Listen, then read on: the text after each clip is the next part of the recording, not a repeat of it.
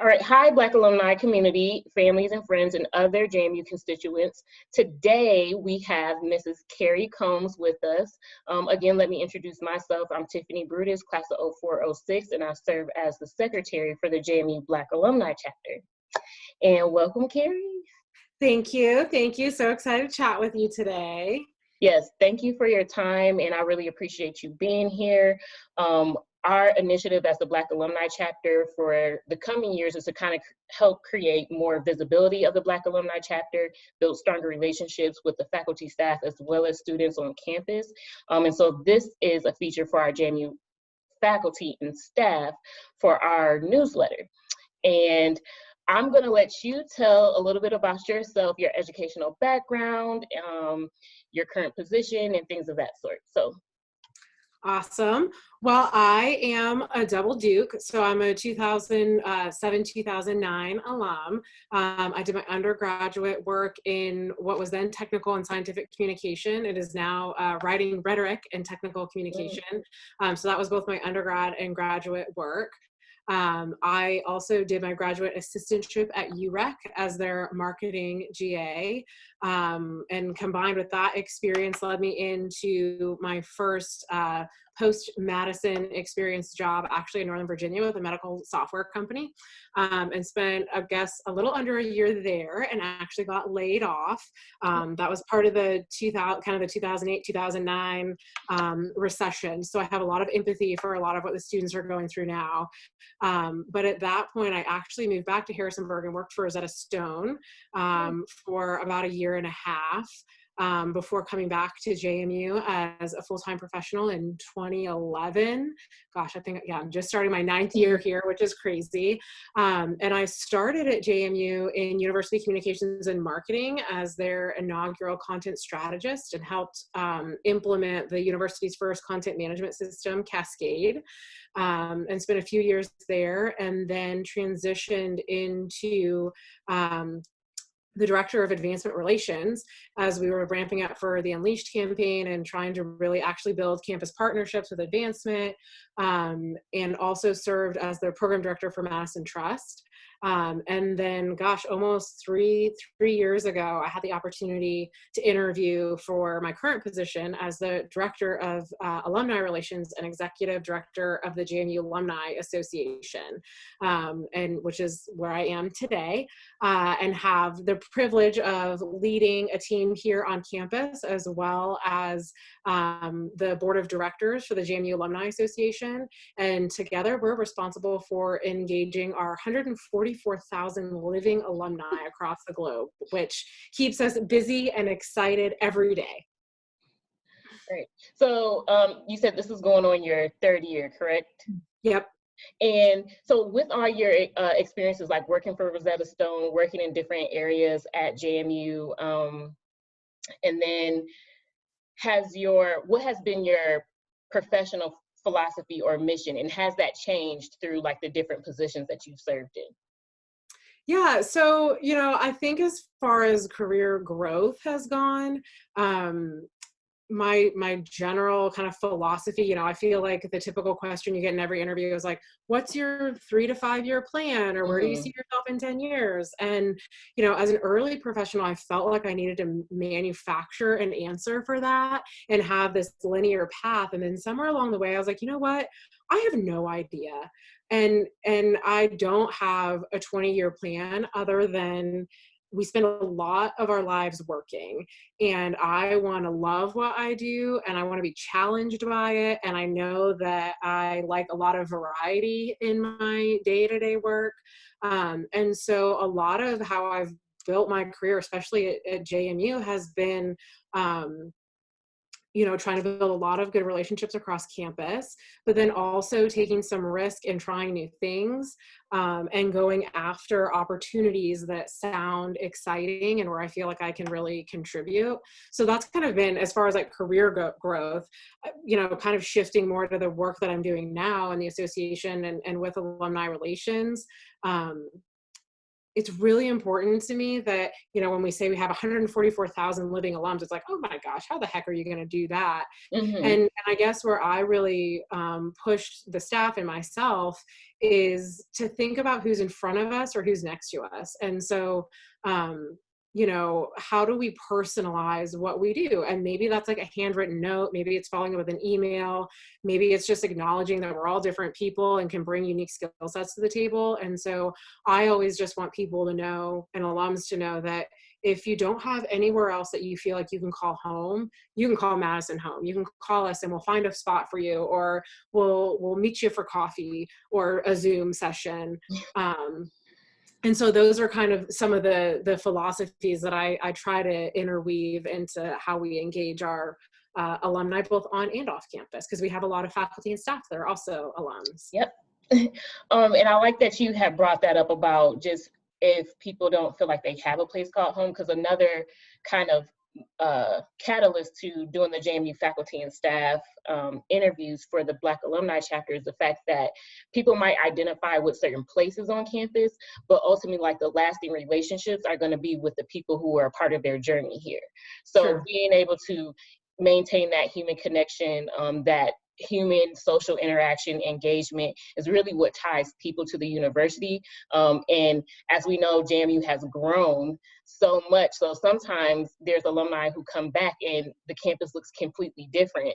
Yep. When I was a student, I think I stayed on East Campus and the buildings were 2 years old or something like that. So, and even now, since that point, like, we have the football stadium, or Chandler Hall was torn down, which is, there's a new Chandler Hall, but the initial Chandler Hall was torn down. So people will come back, and even with the restructuring of D Hall, like, that was a big thing.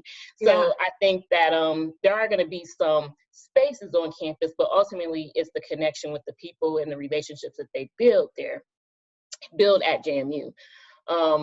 Could you talk to us about what has been some of your greatest accomplishments, like within your position at JMU? And it can be any of the positions you served in, or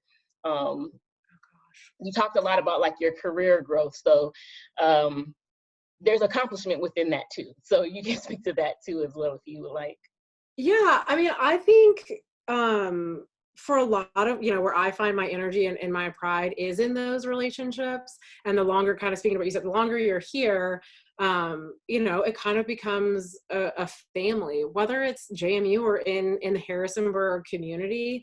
And so I think just putting the time and effort into those relationships is something I'm really proud of. I think kind of in the immediate pride sector, I've been really impressed with the alumni team this spring. You know, I think we've all, as individuals and collectively, been put through things we never thought we would be. And with the spring going online and all of our spring in-person events either getting rescheduled or having to reimagine how we approach that, I looked back as we were doing annual reports this summer, and I was like, gosh, we did a lot, and the team stuck with it, and we had fun doing it, and we're able to really connect in new ways. We did a whole bunch of things around commencement that we'd never done before.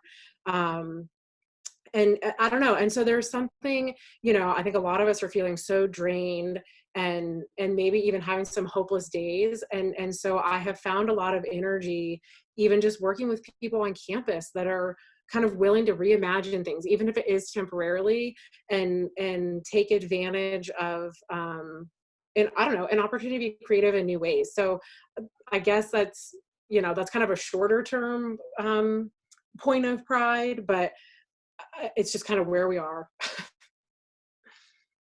No, and I like that you said that, because I think a lot with the COVID-19, and even also with kind of like the resurgence of visible civil unrest, like, it has put us in a position where we've had to reimagine things and we've had to be innovative. And I think that that's really interesting, that in a time where we feel so restricted, we've been able to adapt in a way that still helps us to create better connections or utilize our tools that we kind of always had accessible to us in different ways. And I think that that's something really that I've kind of thought a lot about this whole new normal that we've been in.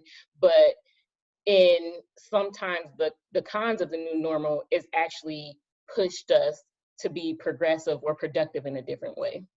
Yeah, no, I mean, and I think that I think you hit the nail on the head there, because some of what we've done is, we talked about doing things for the past couple of years, and it was either not the right time or we couldn't prioritize it. And I feel like between some of the social unrest that we've had and the COVID challenges, it just created this space to take action, and this moment in time where it was like, we can either sit here and do nothing, or we can pick up and take action. And so some of the things, I guess, that I have been proud of what we've been able to accomplish over the past couple of months is respond to some of those needs. So we launched the LGBTQ chapter. Mm. We're getting ready to launch a federal Dukes chapter, which will be focused on the federal government. And so those are like the first two chapters that we've launched since I've been in this position. We restructured the Alumni Association committee, and now have a committee focused on diversity, equity, and inclusion. And so just, again, kind of taking time to reflect, but then also take action. And I think that's something that personally and professionally, I hope that I will carry on, and learn from the past 6 months. Yeah. So can you talk a little bit about your future aspirations within the position, leading the Alumni Association? I mean, I like that you also brought up the new chapters, and so I don't know if there's like forthcoming objectives specifically with those, but what do you see like in the future? Yeah, I think, I don't know that it's unlike what the BAC wants to do. I think a lot of times I found in my conversations that there's nothing but opportunity, Mm-hmm. and so much growth that can still happen. And so even just raising awareness for the association, how many people on or off campus know that we're a non-dues paying association. So if you have 12 credit Right. hours or more, our benefits and programming is free. Right. And you have this whole network. I mean, you have 144,000 people that you can work to connect with. And kind of going back to what we were talking earlier, like there's, all you have to do is have on some purple and a JMU block walking down the airport, and you're gonna get a Go Dukes. And so there's that instant connection that if you don't have anything else in common with someone, if JMU is it. And so I think just continuing to build that community and to find those gaps where we need to fill in. So whether it is like an LGBTQ chapter, or whether it's another type of affinity chapter, or whether it's a region across the country that needs a little more purple love, I think that's kind of what gets me excited for this, is that there's always going to be people to engage and build new relationships with. And I think more than ever, I was even just having a conversation this morning, just where we are, people are hungry for those connections, again, Mm-hmm. on and off campus. And especially on campus, we're having to be so mindful of the resources we have available to us.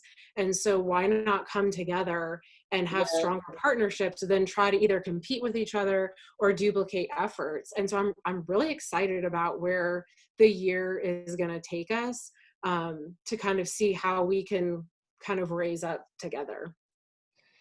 Awesome. Well, I want to just thank you for your time today on behalf of the Black Alumni Chapter, as well as the greater alumni community. I think one of these things is just us being able to make sure that who's on campus is visible to the alumni community again. So hopefully